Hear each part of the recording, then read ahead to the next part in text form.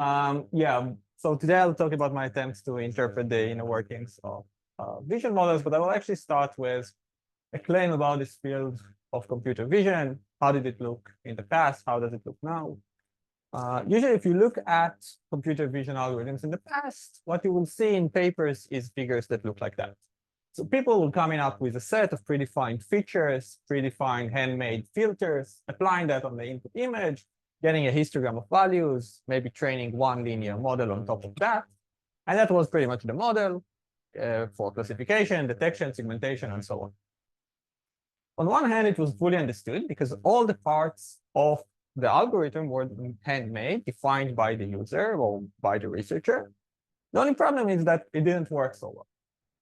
Now, if you look at the field now, you will see a very different recipe, right? What you will see is that you take a huge data set, you take a huge model, you train for long enough with deep learning, and you get state-of-the-art results.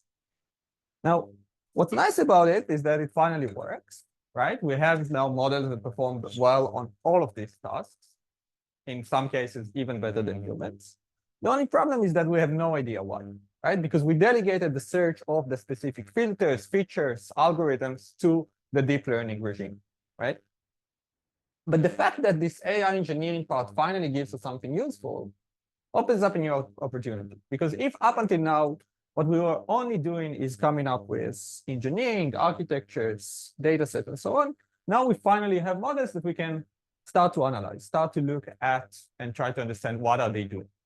And that's pretty much my research, specifically on vision. So let's put this models under a microscope. I will have three parts to my talk. In the first part, I will look at individual models and try to understand what are they doing and what's their internal computation. You can think of it as neuro dissection of models. You can think of all this field as some kind of biology, right? We look at this organism and try to understand what are they doing. And this specifically is just looking into intermediate representation and try to analyze and reverse engineer that.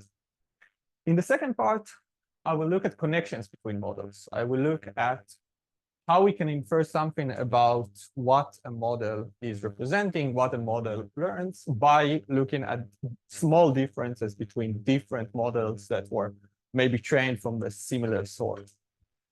That you can, again, in this analogy to biology, you can think of it as genealogy or the study of families of models. And finally, I'll ask the question of what happens when we take these models into the real world.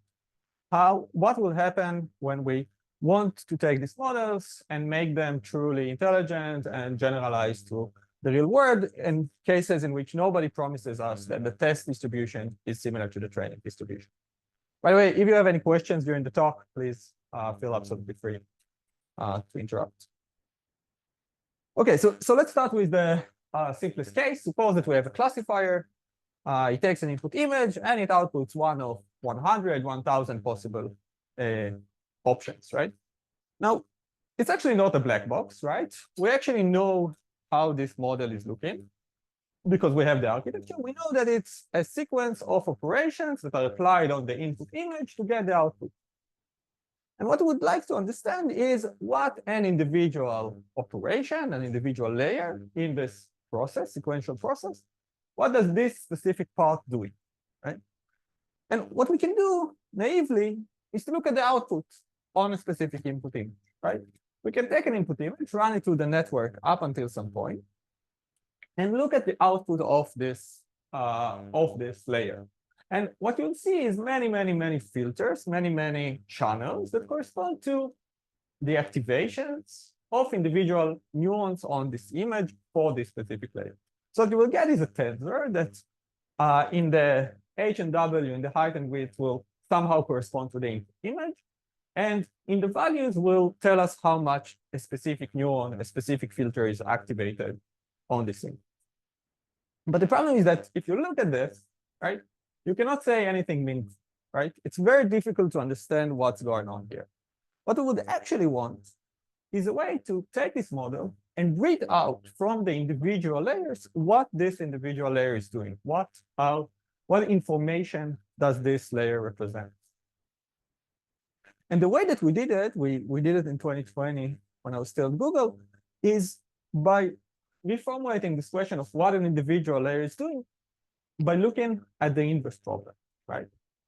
What is the inverse problem? Let's try to take a specific layer and try to reconstruct what are all the input images that provide, sorry, what are all the inputs that will provide the same output as this image, right? So we basically trained a model that does the reverse process, takes a feature, conditioned on a feature, and try to reconstruct the original image, right? And this model was a generative model. It was a GAN. So it wasn't just a reconstruction task. It was a conditional generation. So with different noises that are provided to this GAN, we were able to sample different images that all have the same filter for this specific layer, the same output for this specific layer. And you can see by sampling many noises in the GAN space and conditioning on the feature that comes from this specific image, all the possible images that correspond to that.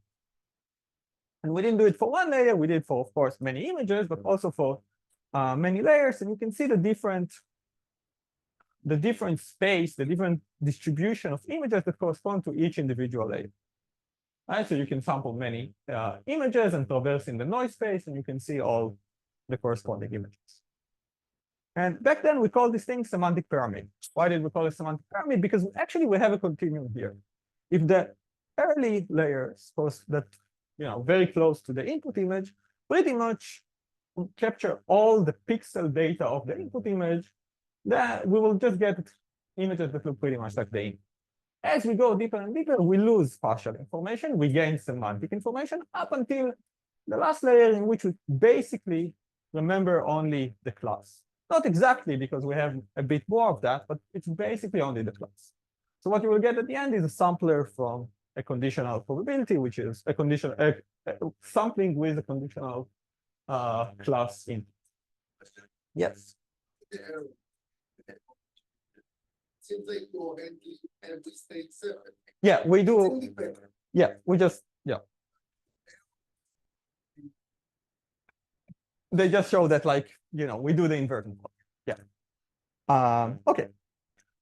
Now, if you look a little bit closer to this answer, to this solution to this problem for understanding individual layers, you will see that we cheated a little bit. Why? Because this is, right, every part of this model is every part of this inversion process is yet another model. So instead of, explaining this model by itself, we actually added another set of parameters, trained another model on top of it to explain this thing. And this model can cheat, can represent only partial distribution, can generalize too well or not too well. So basically what we did here is that we explained one black box with another black box. So let's try to do it in a different way. Let's try to explain features in this model without scaffolding, without using additional models or so on. And people tried to do it in the past. People were actually looking at these activation maps that I showed you before, these heat maps, these small heat maps, and they were able to find individual neurons that fire around the area of this closet. And they were able to find another neuron that fires around the area in which the dog face appears. And another one that fires for the plants and so on. But if you look at this type of work, you see that it's not very scalable because you actually need to go over many possible neurons, all the neurons of the model, and try to understand what an individual neuron is doing. If you have a segmento, or if you have some hypothesis of what's going on, you can be a little bit more efficient, but eventually you still need to go over many input images. So what we actually want to do here is to come up with a language that automatically describes the features. What language will we use? Well, one possible solution is to use the human language, right? We will be very happy if we'll be able to take a feature and say, this feature is responsible for detecting the closets in the image. The problem is that these models do not speak in human language. These models are just multiplications of a lot of weights, right? But there is type of models that do speak in human language, that their output space corresponds to the output space of human language. These are all the models that include language in them, vision and language models. So let's look at what we did there. Specifically, I will show quickly because I showed it in the past. Few works on Click, okay, which is a model that uses both images and text. How does this model works? Instead of outputting a class, instead of outputting a distribution over possible classes, it outputs a representation, a high-dimensional vector. That's what's special about this vector is that it lives in a joint image text space. What does it mean in practice? It means that we can take text descriptions and project it into the same space. We have another model, a text encoder, that given an input text, projects output representation that corresponds to this text and lives in this space. And not only that it lives in the same space, what the model is trained to do is to maximize the similarity between images and their corresponding text. And when I say similarity, I'm talking about cosine similarity. So you can imagine that if this image and the text erode in the rain will be very close in the output space. And that by itself is a very good classifier, zero-shot classifier. How come? Because you can just encode the word house, encode the word road, and just plot the one that is the closest. So you get a zero-shot classifier. What we try to do is to use the fact that this model works in the text space to explain individual parts in the model. So let's look at individual parts in this architecture and try to analyze that. We don't really need to understand the different parts. I will just say that there are basically two types of layers here. One is called multi-head self-attention, which is built of independent parallel attention heads. And the other one is called MLP, multi-layer perceptron. And as I said before, after running these two types of layers, we end up having a vector that lives in the joint image text space. So what we did is that we took an individual component and traced its contribution all the way to the output. There are many ways to do that. One way that you can imagine is to run the model once with this layer and once without this layer and seeing the difference in the output space. So you get the representation before and the representation after, these two high-dimensional vectors, and you can do a subtraction between the two. But because this vector also lives in the joint image text space, we cannot compare it to text descriptions that came from text representations that came from text description. So that's what we did. We basically looked at attention heads, a different part of the model, ran it on many images, computed the contribution of a specific attention head to the output, and collected the contribution that lives in the joint image text space. And now we compared it to many, many text descriptions. So we took many, many possible text descriptions that we just generated with ChatGPT and projected into the same space. And now we can characterize the output space of an individual attention head with text representations, because we can do some kind of PCA. We can come up with the sentence that explains most of the variants. Maybe this vector explains most of the variants, and this sentence corresponds to this description. And this one explains the rest of the variants and corresponds to this description. And this way, we basically collect sentences that span the output space of an individual attention head and explain most of the variants in it. What we got is kind of interesting, because if you look at, let's say, layer 21, head 11, you will see photo captured in Arizona desert, picture taken in Alberta, Canada, photo taken in Rio de Janeiro, Brazil, things that are related to geolocation, right? So we can annotate this attention head, this specific model, this specific part in the model, as a part that is responsible for telling us about where the image was taken. If we look at another attention head, 23, head 10, you will see image with 6 subjects, image with 4 people, and so on. Things that are related to counting. So we can say that this attention head is telling us how many objects are in the image. And we found a lot of structure in the space. We found that 22 had 8 responsible for letters and colors and textures and animals, objects, and so on. And that happens all like in the last layers of Click, almost for each of the layers. Yes. So we were able to find usually a single concept. It doesn't mean that the same head is not doing other things. It just says that this head is mostly responsible for this thing. These are the first sentences that explain most of the variant, but it can also do other things. Okay. We use the ImageNet as our data, and then the text description we just asked ChatGPT and ended up having 50,000 descriptions. Okay. Now we can visualize it, right? We can take an image and ask what are the nearest neighbors of this image, not according to the final representation, but according to the output of an attention head that we think is a location head. And what we'll see is a lot of images, the nearest neighbors according to this head, are a lot of images that are taken underwater. If you will take another head, a color head, what you will see is a lot of images with yellow at the center and dark background. And here's another one with texture. You can see these dotted textures that appear on the image. Okay, so it's actually something that this model implements. Yes. So.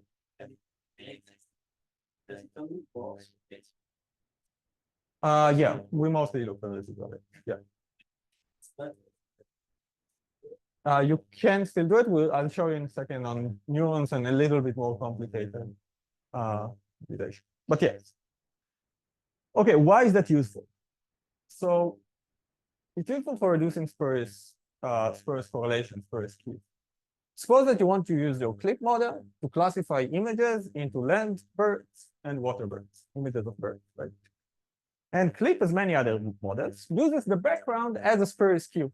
So if you take this dot, which is a water bird, and put it in the middle of the forest, it will misclassify it as a land bird.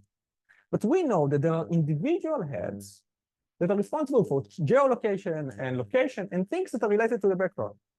Now, because we know that, we can remove these heads. We can just comment out their contribution to the final representation. And when we do that, we improve the classification score.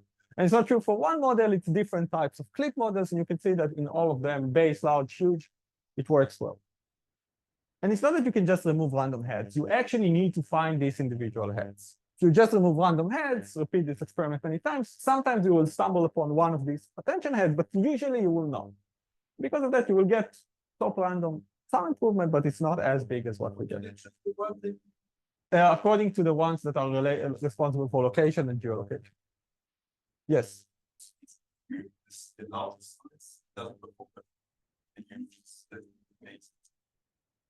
That's yes, but you know, it was trained on maybe different data. It's a good question, right? These models are close. I mean, we don't know on what data was it trained. It's good on other things. It's good on image training. Okay. See. Yes. What will happen if you just cut out So I think that the image will be out of distribution. So it might also fail. I mean, the model was mostly trained on natural images, but I don't know. It's a good question. Any other question? Okay, great. In a follow-up, we looked at the other part answering your question. We looked at neurons in this model in clip. And if we first look, now we looked at individual neurons, which are individual non-linearities in the other part of the model, in the MLP. And basically, we did the same. We traced their contribution to the output. And we know that neurons correspond to things. We know that neurons, you know, as people showed, correspond to some things. So we traced the contribution to the output. And apparently, it was even simpler than before, because in the output space, for an individual neuron, you will not get a full space. You will just get a one-dimensional direction that can explain most of the variance in the output space. So you don't need to do this PCA that I showed you before. You can just take many text descriptions that correspond to representations and just come up with a sparse decomposition. Use some out-of-the-box part decomposition, and you get the words that span the output of a specific neuron. What you get is that, for example, neuron number 4 corresponds or fires towards the word snow and frost and atherosclerosis and autoviolence. And you can visualize what are the images on which it's activated, and not very surprisingly, you'll see a lot of images with snow, a lot of images with frost. Yeah, some other examples. You can see this neuron that is writing towards the words wooden and woodwork and so on, and you see that it's very activated on this type of images. Now, if you look a bit more closely, you will see that individual neuron is writing not to one concept, but to many concepts. When this neuron is activated, it writes both to the word snowy and the word atherosclerosis. And this is something that is called polysemantic neuron. Okay? Polysemantic neuron is a neuron that at the same time, when it's activated, writes to dog, elephant, value, cabbage, many different concepts. And not only that, it writes towards all of them, it's actually activated on each of these concepts independently. Okay, and surprisingly, just a side note on neuroscience, people in neuroscience were looking at this stuff, and back in, I don't know, 30 years ago, people were thinking the neurons are monosemantic, correspond to one concept, that a neuron is, there is one neuron that fires for images of your grandmother. And as time went by, people discovered that it's of course not the case. The same neurons correspond to many objects or many things, and many things correspond to many neurons as well. And this was a debate many years ago. Now it's not a debate anymore. The opposite of interesting. Polynomial semantics. Yeah. You can see that as well. But if you think about that from not from the biological perspective, but from the software engineering perspective, what you will see is that you basically have a very bad design, right, of a solution. You wrote a function that detects dogs and elephants and values and cabbage, and you wrote it in the same function. You have the same variable that detects all of them. That sounds like a bug, right? So we asked ourselves, can we use this bug to somehow attack the model? So here's the thought experiment. What will happen if we'll give this image to the model? Who thinks that this neuron will be activated? Question to the audience. Okay, only you? Wow. Yeah, this neuron will be activated into this image, right? Because it has elephants and it has value and it's very sunny. So this neuron will be activated on this image. But what happens when this neuron is activated? When this neuron is activated, it writes towards the dog direction. It writes towards all these directions, but also to the dog direction. So it shifts the representation a little bit towards the dog. And if it has many concepts, sometimes it shifts it a lot towards the dog direction. And if you compare this representation to the representation of a dog and the representation of the cat, it will be closer to the representation of the dog. Although there is clearly no dog here, right? We only have a huge cat in the middle. So we basically came up with an adversarial example. Okay? How did I came up with this example? It was very stupid. I just took these words, I gave it to ChatGPT, asked it to generate an image description that has all the concept except the word dog. Instead, it had cat. So I got a cat lounging in the sun with a group of elephants in the background and a value sign in the foreground. And now I took this text, gave it to a text-to-image model, and that is how I got this image. Yeah. Specifically, this model was not based on it. Yeah, we specifically. So sometimes it is based. I mean, we'll get the same behavior that when it is a conditional clip, because it's the other part of clip. It's the text encoder of clip, right? But it works both. So if you think of it, all of these things can be automated, right? All of this pipeline can be automated. So we basically have an automatic way of generating these types of adversarial examples. Now, it will not always work, but sometimes it works. And it works significantly better than other types of attacks. Here are some examples. Some of them are, I think, a bit concerning. We're able to detect that when you put the word use banking behind the stop sign, it will think that this is a yield sign. Or if you see that this example of this cat and put next to it a hockey stick, it will think that this is a vacuum clip, right? So that's pretty random things that are, corresponding, but we still get this attack. And this semantic adversarial example. Why do I call it semantic? Because it's not that there is a one pixel or something corrupted in an individual pixels, just like all the adversarial attacks. It's just semantically, they never saw these concepts together. And because of that, it fools the model. Okay. So, in a follow-up, we said, okay, this is one type of vision connection between vision and language, but usually when people talk about vision and language model, they think about stuff like ChatGPT, right? If you want to take an input image and ask how to describe the image, you will not do it with classifiers or clip or anything like that. You will just give it to text to ChatGPT and it will explain what is in the image. But how is this ChatGPT works? It's basically a language model, right? It's basically an autoregressive model that takes an input word, outputs the next word, and autoregressively predicts the next word in the sentence over and over and over again. And how does this model work with images? So in many implementations, it's pretty dumb. You take an input image, you split it into patches, you encode it with one or few layers, but eventually you treat that as if it was like word, right? If all the patches of this image were just words in this language. And now, initially, you autoregressively predict the next word. You don't use it for anything useful. But then at some point, when you, for example, ask it to describe this image and the model processed all the image, it starts to plot the description. So it starts by saying a, cat, sits on that, and so on. Right? So that's how these models work. And on one hand, it looks very different from what I showed you before.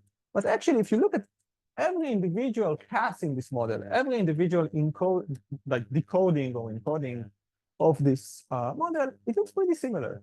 It's just a transformer that applies pretty much the same layers that I showed you before. But this time, instead of taking an input image, it takes a token that corresponds either to text or to image patch. And instead of outputting a representation, it outputed a probability, a distribution over the next word. So basically, we can apply the same technique as before. We can take an individual component, trace its contribution to the output. Now we will get a difference in the output probabilities, but it's pretty much the same. And not only that we can do it on the text part, we can even do it on the image part. We can take a patch and decode it directly from the model. And surprisingly, what we get is that for layer 19 and this token of a cat, when we decode it, we get a high probability of having a cat in the image. And a bit lower sky and almost no other words that appear as the next token. So basically, we got some confidence, internal confidence of what the model is thinking that is in the input image before it even started to generate the text. It just gives us some side channel to get some information about the input image. And what happens if we take this input image and ask the model to describe it? What will happen many times, and you probably saw it when you played with ChatGPT, is that it will start by talking about things that are in the image. It will tell you about a stop sign and streets and so on. And at some point, it will start to just hallucinate. It will start telling you about cars and trucks and things that are not in the image space. But if you look into this internal confidence before it started to generate the text and ask about each of these patches, do you see here a stop sign? Do you see here a car? You will see that there are patches that correspond to a stop sign, but there is no patches that correspond to a car. The highest probability that you will get over all this image for a car is very low. So what did we get here? We basically found that hallucinated objects have significantly lower internal confidence. So it means that we can detect them. We can say that, okay, we got to the word car. The next word that we're going to predict is car, but actually there is no car in the image. So we can detect them. And if we can detect them, we can remove them. And when we do that, we improve the hallucination across two types of models and across a data set. I'll not go about, yeah. Oh, so that's like different parameters that we don't stop the model, we just steer it to generate something else. So there are some metrics. I will not go over the metrics. I'll just say that the most important metric is that we reduce the number of generated objects. Okay.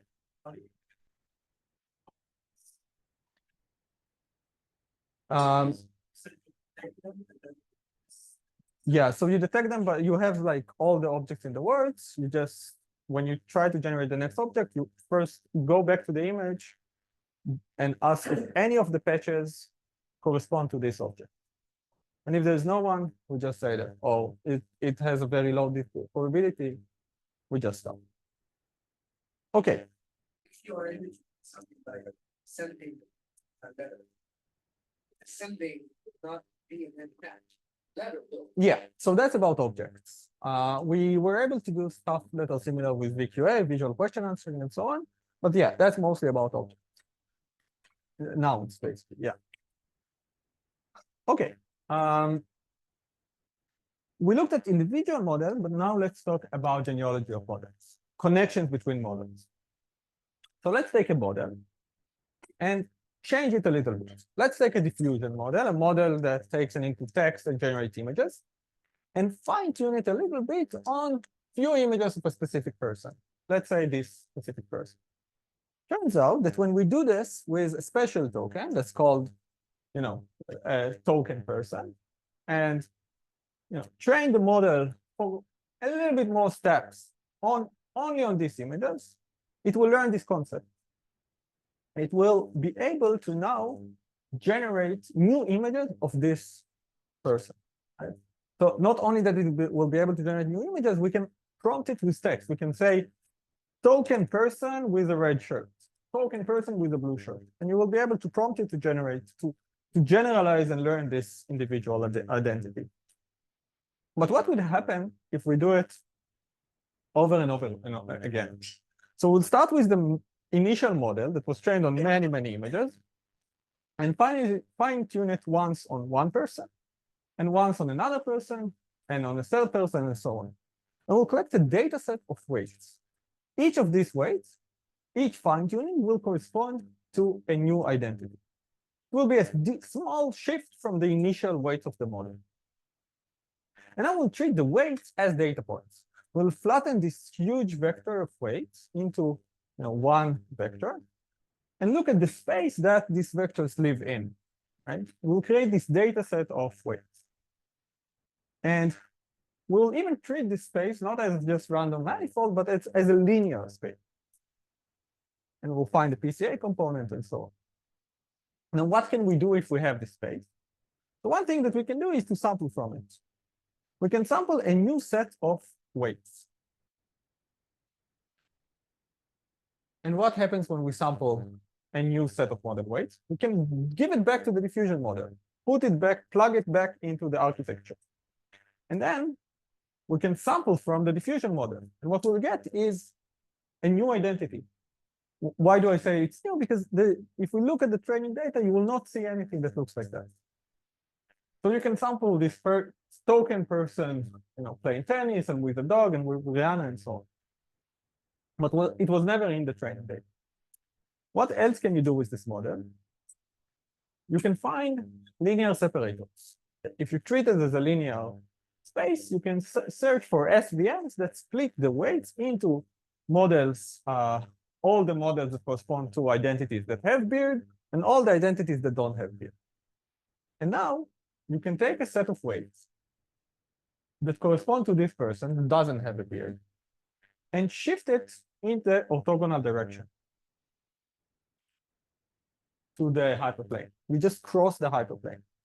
And if you do that, now you will be able to sample from this model, but now you will get a little bit more beard on this person. So we will be able to find changes in identity in the weight space. And you can find many of them. You can start with this model and search for the change between identities with flat bros and non-flat bros, and edit this model to have flat bros, and to add banks and make the hair straight and so on. So we'll be able to edit not a specific image, but a full identity, a full model, and be able to sample many images from it. And the edits are very fine-grained. They're not changing too much. And not only that they're not changing too much, they're not touching anything except the person. So Obama is not getting bangs or flat brows or anything like that. Okay, so that's another thing that you can do with this modeling of weights in a linear way. What else? You can do inversion. You can take an input image. No, but I mean, Empirical finding. empirical finding. Yeah.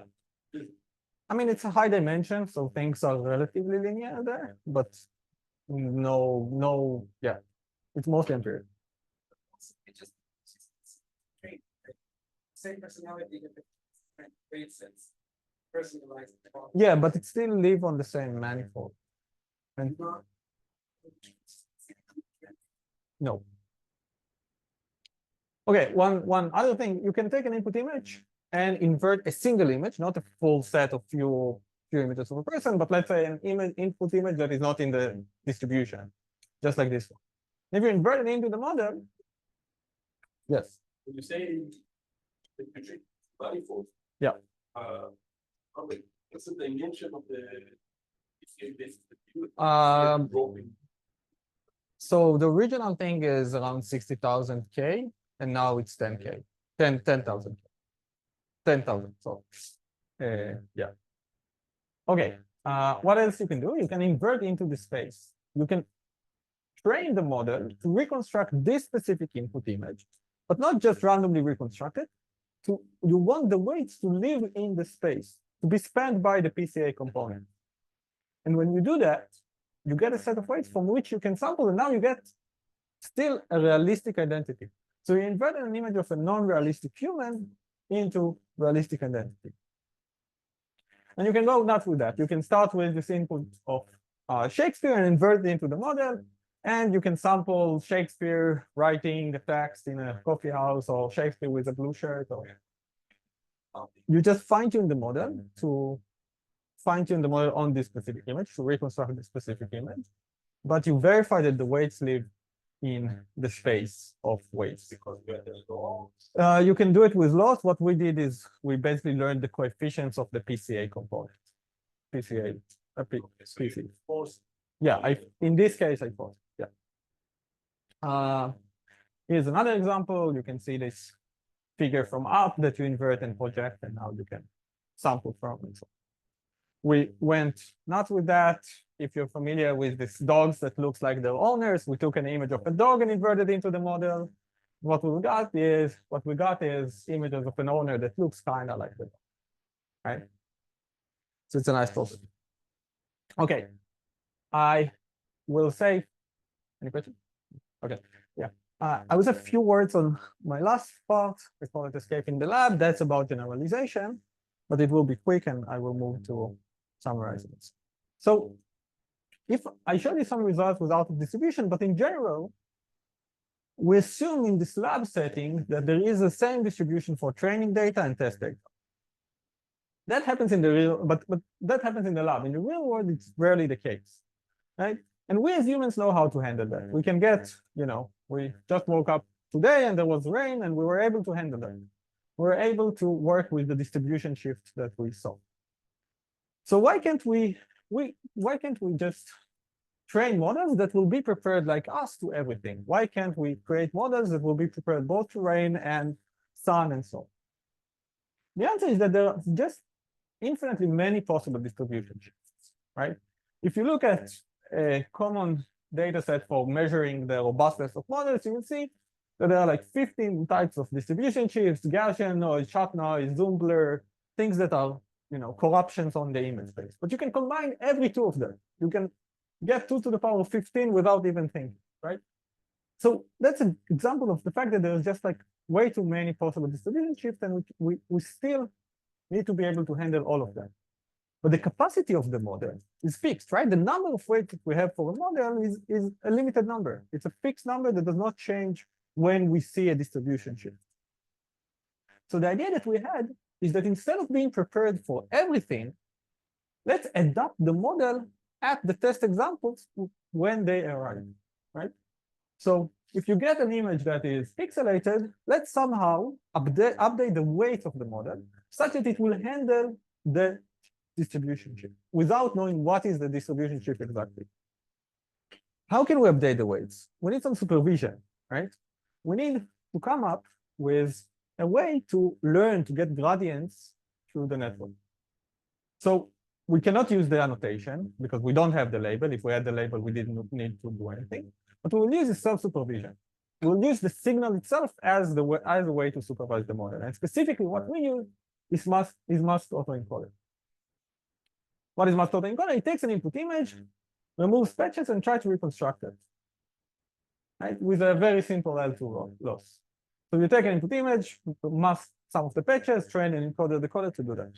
And that by itself, when you do it in the training stage, gives you really good representations. You can train for long enough with this task, freeze the model, train an additional classification head on top of the representations that come up from an encoder part, and it gives you a good classifier. But we said, okay, let's do something more interesting. We'll take an input image that might be corrupted, might be noisy, and so on. And before making the prediction, we'll keep training. We'll train both the encoder and the decoder on this stuff. And then only after doing that, and after updating the representations after the encoder by doing this gradient descent, we will make the classification. And turns out, according to what we saw, again, empirical result, is that when the reconstruction loss of the images go down, the accuracy of the correct class goes up.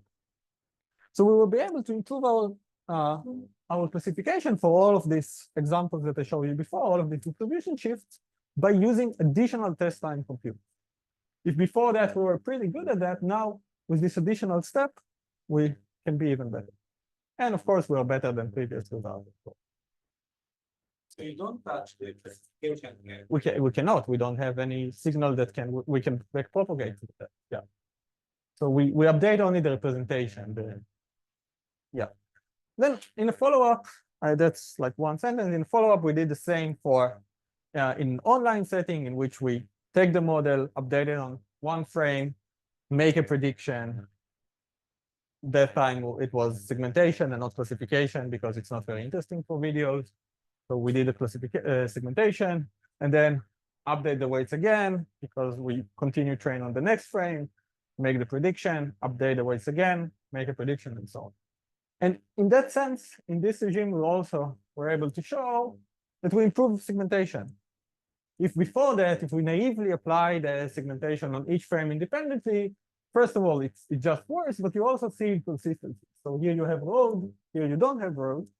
But when you do this test time adaptation, you actually get an improvement, more consistency, and an improvement in results. Okay, finally, we also did it for 3D. Just as one sentence, it's very natural to apply that for 3D because if you have an object and you want to, for example, ask how is this object? I want to predict how this object looks from another side. You can do that because you can train a diffusion model that does it and gets a relative camera and predicts how does it look like from another side. But as you see more images, just like us humans, and we see, we rotate around the object and maybe see some other versions of it, we can improve the signal, we can improve our model. And when we do that, we improve also the 3D understanding of the model. And we call this paper, the more you see in 2D, the more you perceive in 3D, because that's exactly what this task is doing. And we basically apply the same technique of test time training. And of course, we got better results, better PSNR, and other metrics. Okay. With that, I will summarize, and then I'll have one slide on future work. So what we saw here today is that we can interpret the roles of individual internal representations, neurons, weights, either by using individual models or by using combinations of models. And not only that we can interpret them, but we can find some computational components that can be useful for some downstream tasks, either improving the original model, either be able to, extend to out of distribution, or, coming up with absolutely new tasks that we did not try to solve initially. Finally, we showed that we can adapt this internal computation on the test time compute, on the test examples with test time compute to improve the performance. And that, by the way, became very hot lately with this OpenAI O3 and O1 and so on. This idea of spending more compute on the test example before making the prediction and updating the weights. Okay. What do I want to do next? So basically, I want to continue working on this interpretability and trying to understand what these models are doing and what are the basic blocks of visual intelligence. Typically, I think that one important question here is to not only look at models at the end of the training, but during training. How things appear, how things emerge during training. For example, why do we see a neuron that has both, captures both, elephants and dogs? Did we see that because the data doesn't have both of these objects? Does that relate somehow related to the, I don't know, to the initialization of the model or the order of the data of the training and so on. And not only that, but we can use this test time, use this understanding and the detection of the different faults and different bugs in the model to continually improve the model. So if we know that we can generate these types of images, we can feed it back to the model and keep training with that. And maybe with that, we can get some adversarial robustness and introduce new concepts to the model. And finally, I really want to apply these techniques to superhuman models. What are superhuman models? One is to just perform better than humans on specific tasks. We see more and more of those lately, either in the medical data, or I'm working now on astrophysics data.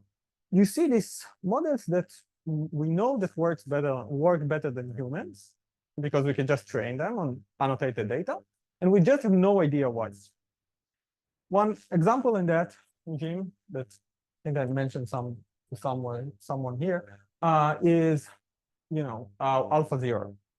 AlphaZero is a model that was trained to play chess, and it performs significantly better than humans, right? And people applied the same techniques that I showed you here to understand something about the decision process of these models. And they taught this decision process back to experts, back to people that know how to play chess. And that improved their performance. So we can apply the same techniques, but not on this toy example or game, on medical data, on astrophysics. We can actually be able to come up with automated scientific discovery. Okay. With that, I would like to say thank you. And of course, thanks to my amazing collaborators about appearing here. If you have any questions, please feel free.